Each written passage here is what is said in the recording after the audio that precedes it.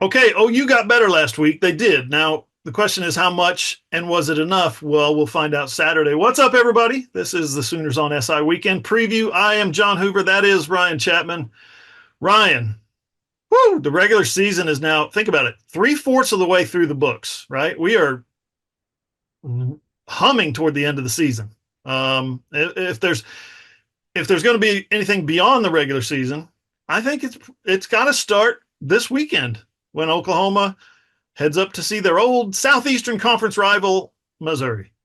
Wait, what? No, that's not right. This is a conference rivalry. Yeah, going back to the day, if you want to call it a rivalry, goes back like 100 years in the Big 12, the Big 8, the Big 6, the Missouri Valley, even taking it back to 1920.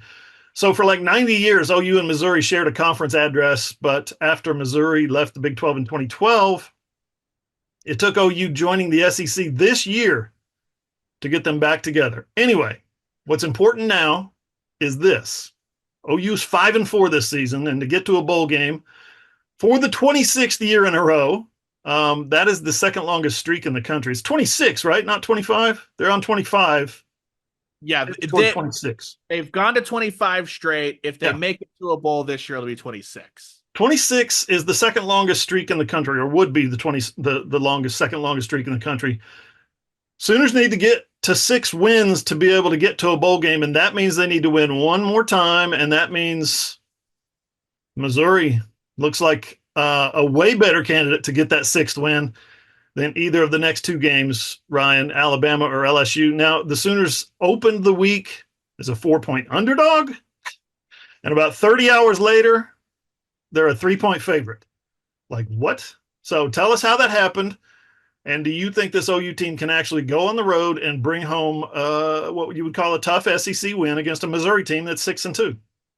Yeah, you look at it, and for once, Oklahoma fans, the injury report favors the Sooners. What?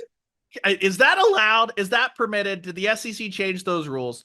We will find out. But yeah, I mean, a lot of the conversation around this game is going to surround Missouri quarterback Brady Cook. That's the big question mark. Oklahoma, if they get Jalil Farouk back, which it certainly feels like they will, if they get Deion Burks back, that's one of those things of like incredible, awesome if they do, but they've been playing without those guys. Farouk since, basically the first series of the year, Burks since week 4.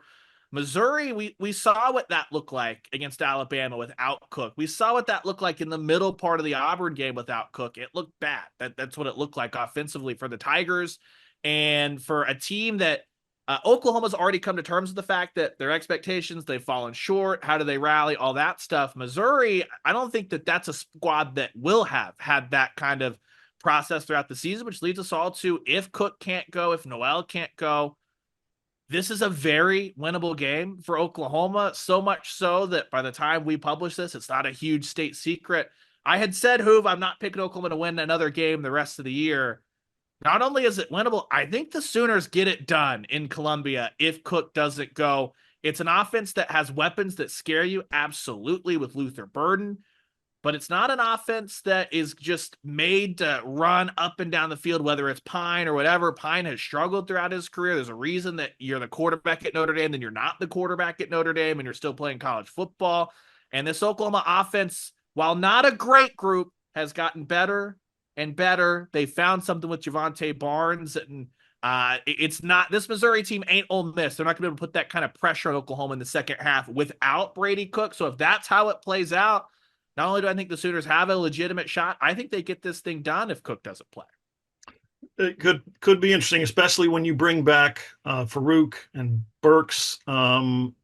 Here's my question: if they come back, we've been saying that for a month in some cases, 2 months in other cases. If they come back, right? And Brent has, I think he's played it pretty masterfully in terms of not leaking the information out, waiting for the availability report, keeping it a little bit hopeful, maybe on the part of the fan base that those guys could come back, and then the weekend gets here and everybody's like, oh great, they're not back again.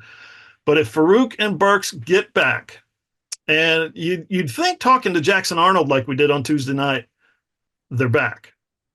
He seemed to indicate those guys are back at practice. Their return has given the OU offense yet another lift, which they've needed a lot of lifts.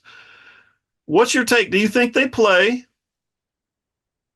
That's one. And if they do you think two guys who have been out for 2 months can actually come in and help this offense right away?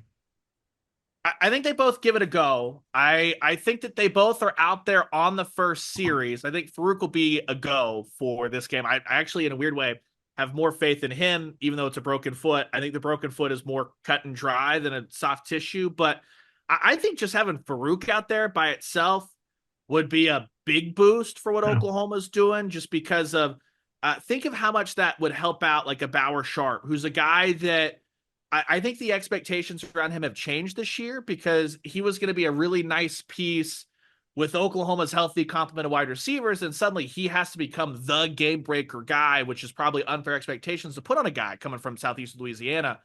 But if you could put Burks and Farouk out there and getting them each a catch or two early to show like these guys aren't Hollywood Brown 2018 against Alabama decoy type thing. This isn't the Nick Anderson tried to come back against Tennessee and then clearly just wasn't able to give it a go. I think that's a real stress on a Missouri defense that's good, but it's not elite. It's not the Ole Miss defensive front. It's not the South Carolina front seven, anything like that. And that should be able to open up just enough for Javante Barnes to continue to have some success on the ground. He's had a good run of things. Certainly that first half against Ole Miss. I do think it's enough to be a huge boost for this Oklahoma offense. Yeah, and as long as we're talking about the offense, no doubt that after Seth Luttrell was fired, right, we saw some real improvement by the Oklahoma offense. We saw some steps in the right direction at Ole Miss, and then last week we saw what looked like a legit college football team. We saw big plays, long drives, a 200-yard rusher, a 100-yard receiver. They had a 200-yard passer, no quarterback sacks allowed. They had 8 scoring drives, only had the 1 turnover, which sounds idiotic to say, but we haven't seen that any of that all season before the Maine game. But I have to preface this: it was Maine. It was an FCS opponent. Um, Players and coaches have talked all week about having a bounce in their step. I talked to several at interviews on Tuesday night. You end a 3-game losing streak, you've got a little more energy at practice, a little more focus. Practice is better. And I think they've talked a lot about playing with a new confidence. Ryan, my question is this: does that confidence translate on Saturday? Does it carry over to Missouri? Maybe not necessarily can OU win this game because of that confidence, but do you think it's like an upward trajectory thing, right? They're trending. I said it a couple of weeks ago. You get a little better, a little better, a little better. Pretty soon, maybe you're winning games because of it. What do you think? Yeah, I think so. Let's take the big step back. Improvement for this team is being able to win a game in the mid-20s, right? Yeah. It's not suddenly going to be a top 50 offense, anything crazy like that. So we all understand that, I think. But you look at it, and I think that the confidence is allowing the rest of this offense to get to the place that Jackson Arnold mentally got when he came back in that South Carolina game. It's what we've referenced it a couple of times because he's talked about how the weight of expectation of being Oklahoma's quarterback was kind of lifted off his shoulders and he was able to play free again.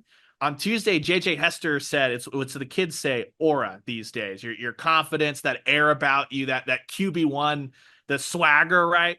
I think that Jackson Arnold has allowed that to kind of come back into the team a little bit. And it's tough to play with any kind of confidence or swagger when you have a really good first half and you look up and you only score 14 points against Ole Miss. It's a lot easier to roll that forward when you score 59 against Maine. Even if Maine stinks, even if they're an FCS team, we get it. But that's what mentally is rewiring the brains of the Oklahoma offense. And so I do think that they're playing a little bit more free. They're kind of embracing this instead of being afraid to make a mistake, saying, what have we got to lose? We're 5-4, that kind of thing. And I think all that matters. And this team's played better on the road. They've been able to, they're 1-1 in true road games, but they played better on the road. Auburn and Ole Miss and been able to kind of take that us against the world mentality. And I think that'll matter a great deal in a legitimately hostile atmosphere as I'm not sure we're going to classify this as Missouri welcoming Oklahoma back to Columbia as much as Missouri being there to yell at Oklahoma as they come back to Columbia, as they should. Yeah, Jackson Arnold said last night that he prefers playing on the road. He actually enjoys that atmosphere. And I think Oklahoma wins at Auburn. They lead Ole Miss at halftime. Two different quarterbacks, two different offensive coordinators, right? But at the same time, the team just seems to maybe focus in a little better. I don't know, external expectations, whatever it is. We've talked about Jackson Arnold. We've talked about the wide receivers.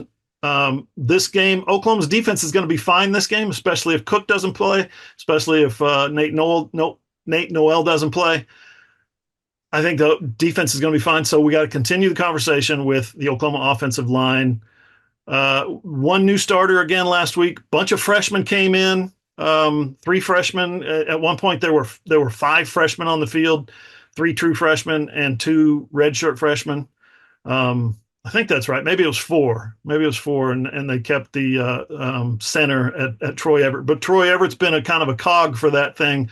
Once he got back from that spring injury, he's been kind of a little bit of a heartbeat for that offensive line to get better. And I think they've gotten better, Ryan.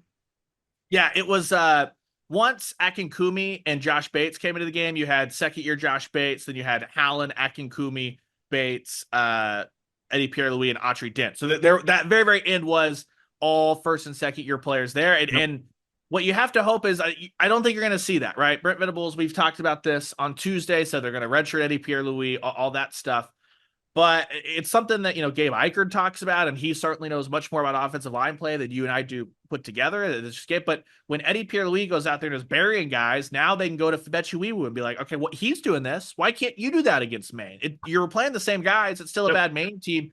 Brings that energy, brings kind of a little bit of more of that edge into the room. They're going to need that. They're going to need that on Saturday in Columbia. But you look at what they did pass pro-wise against Auburn. It was one of their better games. Ole Miss, in the first half, they were able to do enough to move the ball up and down the field. This Missouri front, while good, it's still an SEC front. It's not Ole Miss, right? It's not what they faced against South Carolina. Even though they're still a good defense, it is a step back in competition from the last two SEC teams they played. So we'll see if that offensive line can roll some of that confidence forward and play well. All right, good stuff. Thanks, Ryan. As always, we'll see you in a day or so when we get up to Columbia. And of course, you guys know Sooners on SI will be there, boots on the ground in central Missouri. Oklahoma Sooners on SI.com is where you're going to find the most comprehensive coverage of OU sports, Sooner football, the whole package. We'll have all the pregame coverage, all the latest breaking news, all the latest up-to-date injury reports, our world-famous in-game real-time observations, the live blog.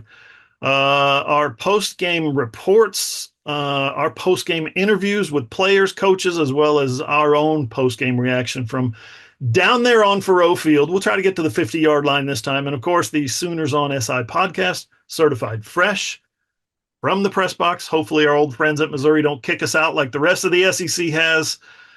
And best of all, you guys, all of our content is free. All you got to do is keep it right here at Oklahoma Sooners on SI.com. For Ryan Chapman, I'm John Hoover. I'll see you guys.